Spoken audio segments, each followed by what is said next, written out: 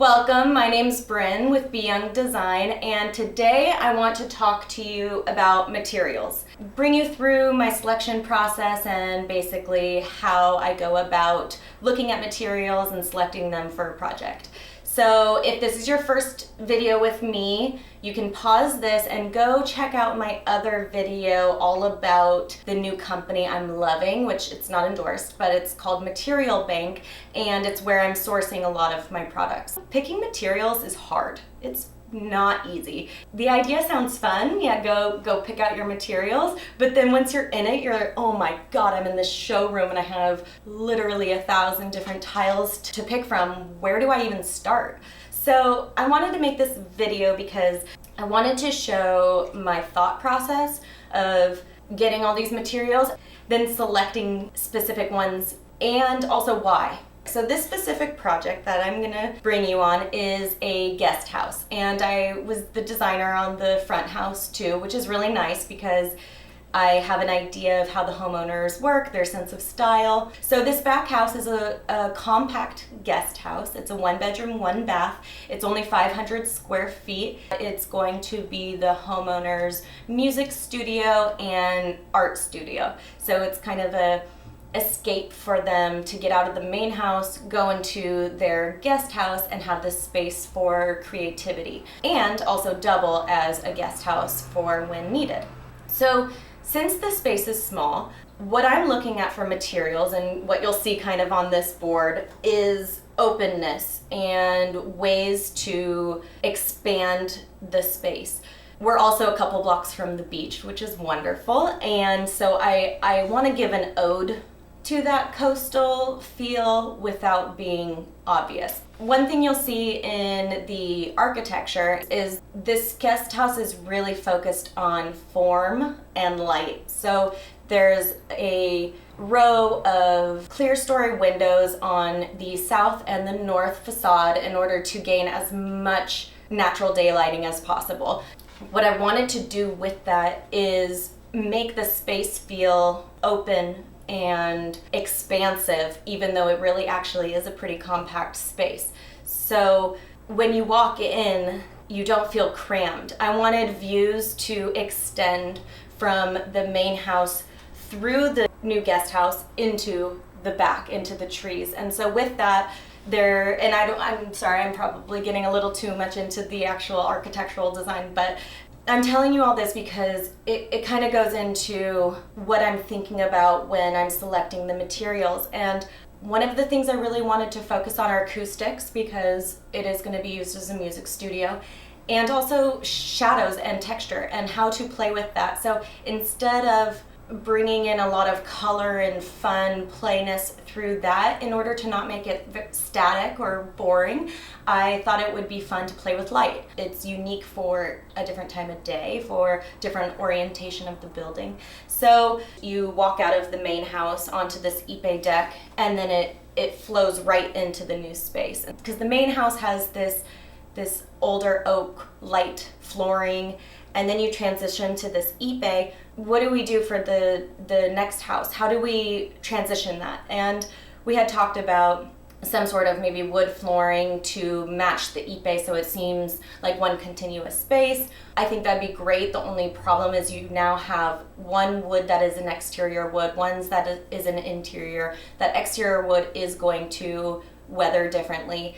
Ipe decks, you have a nice oil finish on them typically when they're first done, but if you don't stay on top of that, it gets weathered, and I think that weathered ipe is beautiful. It's a kind of a weathered gray look, and actually that's what theirs looks like right now, and I think it's beautiful, but I just want to make sure that when we are matching, you have to be careful based on where it's located, interior, exterior, and so you want to, in a way, match without matching. So I thought, well, maybe we could just go totally different so that it's not looking like you're trying. And I do want to preface this by, most of these materials I actually just got in today, so I haven't even really digested them, so I'm probably going to do that with you.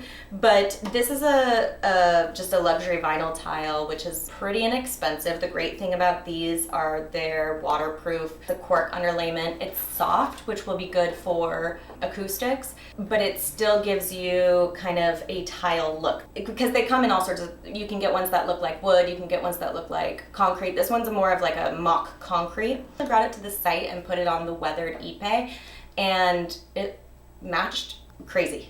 So I'm not sure yet if we're going with this one, but I like the idea that the size of the tiles are going to be different than the wood. So I think that if I'm going to match without matching, as I mentioned, I want to either match the size or match the color. And in this instance, I think it would be better to not break up that eye view.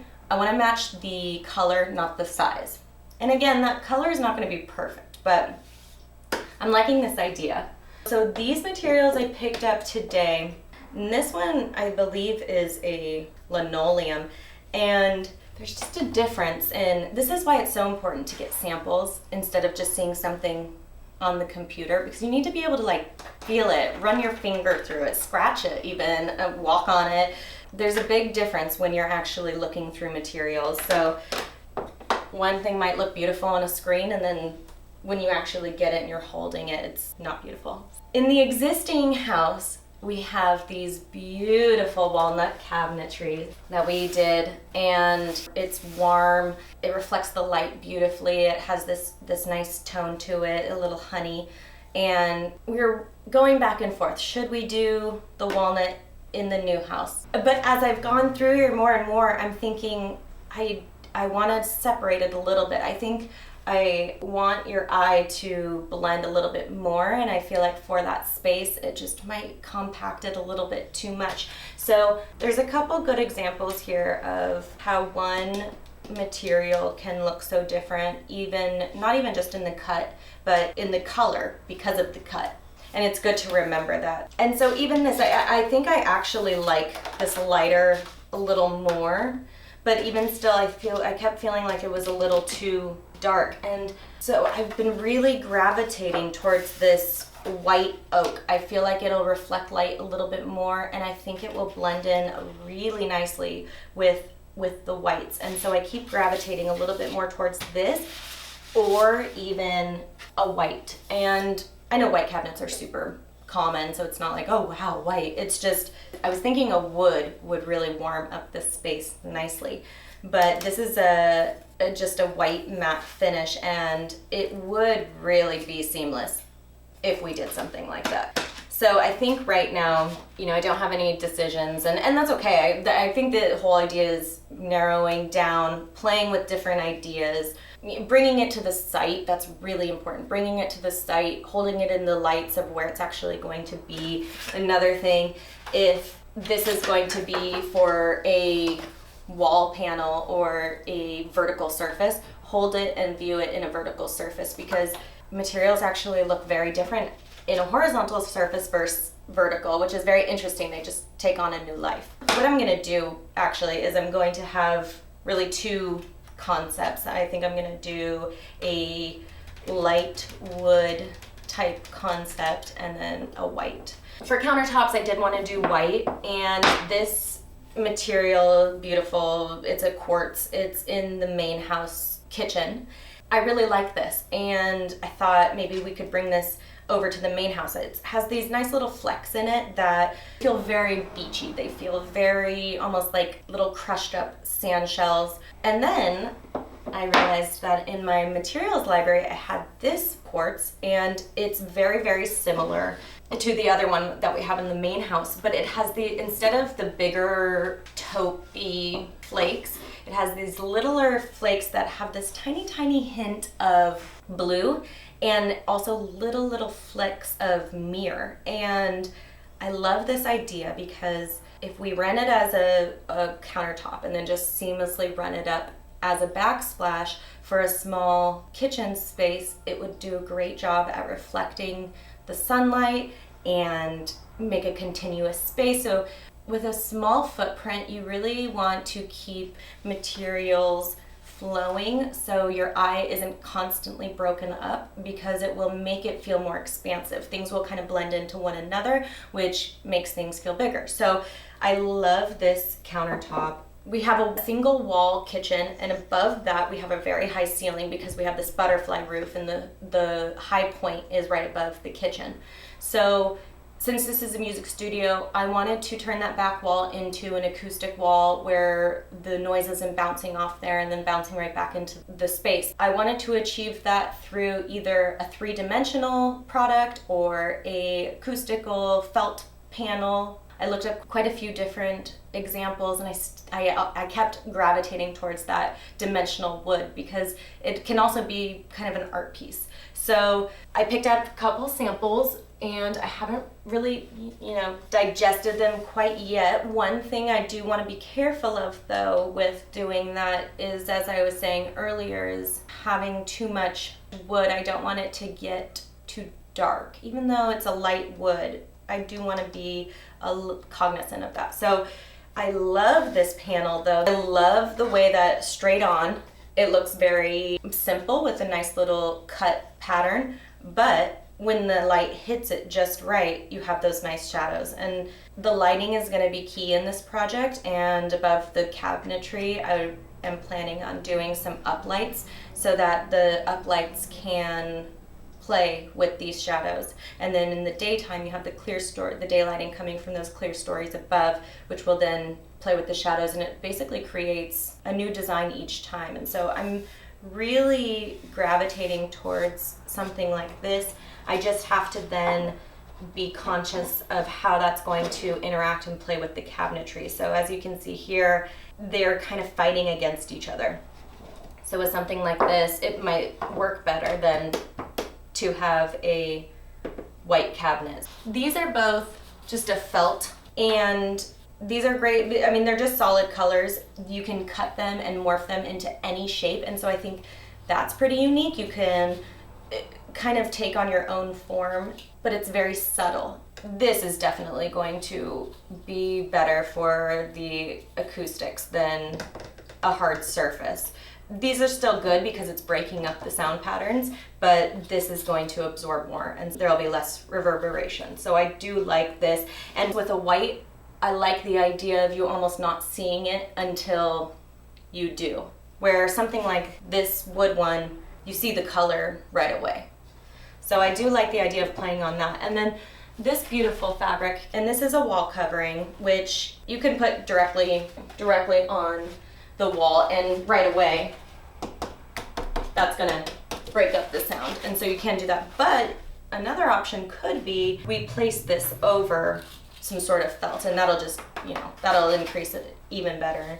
So I do love this. So, I'm thinking maybe instead of cutting this up and having a pattern on its own, we just have that. Now what that does do, though, is that reduces the shadow play. So there's kind of pros and cons of both of those. I'm not quite sure yet how I want to work with that. Oh, I did take this beautiful Jonathan Adler vase out because it sort of signified to me this space, which seems very weird to say, but to me this is so beachy. It's like a shell. It's beautiful. It has this texture that plays on the shadows, and I just love this. So this is a little bit of like my inspiration, which now that I'm saying it, it sounds weird to have like this little vase as my inspiration, but sometimes you have to find these inspiration pieces in anything, and for me, I like looking back at this when I'm kind of putting this together. This one I love. I really like the push and pull of the wood on this one. It's dealing with the same issue as these. These are two, honestly, these two are probably my favorite. I just have to be conscious of the heaviness up top, where it might be better to have that heaviness in color down below and bring up to maybe white to be a little bit more airy and ground the space rather than make the whole space feel heavy. I just wanted to bring you through this because this is the thought process that goes through selecting materials. And so if you're a homeowner, this is the things you can be thinking of. If you're a designer, this is, I'm sure you know this and everything, but I thought it'd be fun to bring you through. So let's move into the bathroom. The bathroom is, again, a compact space. I have this 6-foot window that I designed into the space. That's a thin, tall window that's in the shower, and the idea is you can open it up and feel like you are basically outside, and really you could even step outside onto this little private deck that's in the trees. And I thought that that would be a way to expand the space, make it feel open without physically expanding the space. And right next to that is a large niche that mirrors the dimensions of this window. And so I thought it would be fun to turn the back of the niche into something interesting and keep the rest of this space fairly neutral. Immediately drawn to this one that has sort of a smooth finish, except all the pieces are raised a little bit, so it creates this nice texture, which would actually be probably nice on a floor too, because it doesn't feel like it would be too slippery. So this would make a very fun floor finish, which I might have to consider, but I think it would also be a pretty fun back of niche. For the floor, for the front house, we did these white pennies, which we love. It's just, it's classic. So we were going to go with that, which I think we are still going to, unless we fall in love with something like this instead. These other terrazzos came, which are great. There's some that you can definitely feel are more apt for flooring because of the texture, where this one is really smooth. Again, if you have a lot of grout lines, you can create that texture for a flooring, but you just want to be careful it's not too slippery. So for the walls, we are going to tile basically almost the entire bathroom except for one wall and the entry. So I want that tile to be white. I'm open to suggestions if they are presented, but I believe it will be really nice to be white, but I really want some dimension, some texture. And the owner found a really beautiful inspiration photo with this white tile, and when you look deep at it, you realize that the tile has texture. So that was my inspiration behind picking these guys up. I'm a big fan of this one. It's really subtle. It's a matte finish, and so the dimension is even more subtle. This one I think is beautiful. It has a little bit more of a porous feel though. This one came and I fell in love with it. It's white, but it has this texture that's almost like a troweled stucco, just in terms of the linear texture, and it's like this texture that creates the pattern, and because of its glossiness, it reflects the light so interestingly. To be honest, it may end up being too busy for all three of the spaces. Maybe it could be cool for the back of the niche, as it looks like one continuous material, but then when the light hits it, you realize it's different. So I'm going to explore this one a little bit more, and this one has a very similar geometric shape. So one idea would be fun is putting this in the niche, and then this is in the rest of the walls. Although right now, I'm not loving how stark white this is and how off-white this is, but that's going to be something I can play with.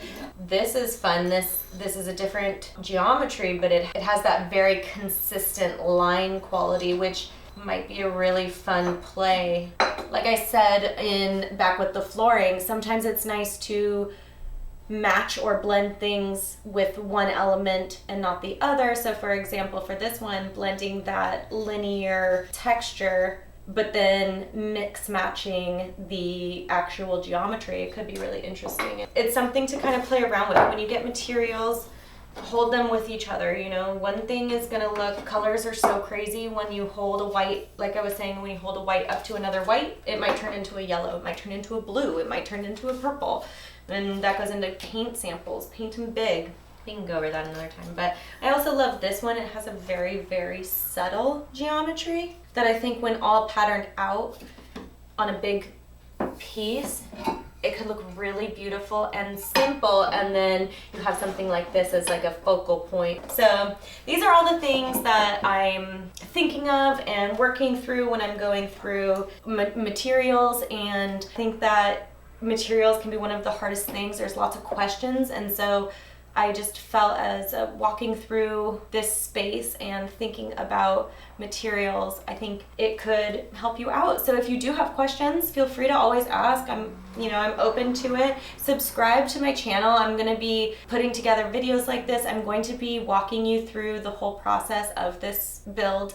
It's in construction right now, and so we're going to work on picking out the materials, and then I can take you through, when they're actually being installed, what we end up choosing, and then see them in the final light. And I think it's a really great way to see a project from this conceptual stage of working through selection of materials and into final design. I hope this was helpful. I hope you enjoyed it. If you have any other ideas of things you'd like to see, feel free to ask me, and have a beautiful day.